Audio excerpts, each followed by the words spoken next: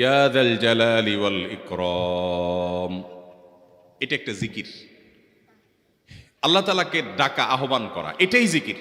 ইয়া যাল জালালি ওয়াল ইকরাম। নবী করিম সাল্লাল্লাহু আলাইহি সাল্লাম বলেছেন, তোমরা ইয়া যাল জালালি ওয়াল ইকরাম এটাকে আঁকড়ে ধরো, এটাকে নিয়মিত করো, বেশি বেশি করে বলতে থাকো এটাকে সব সময় এটাকে মুদাওয়ামাতের সাথে কন্টিনিউয়াসলি এটা বলতে থাকো, ইয়া যাল জালালি ওয়াল ইকরাম।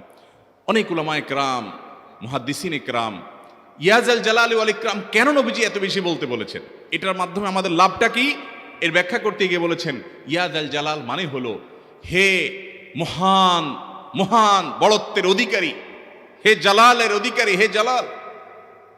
ওয়াল ইকরাম, হে দানশীল।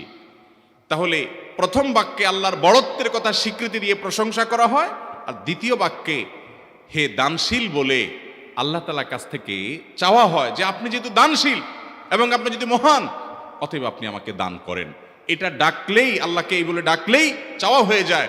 এই জন্য বেশি বেশি করে ইয়া যাল জালালি ওয়াল ইকরাম পড়তে হবে।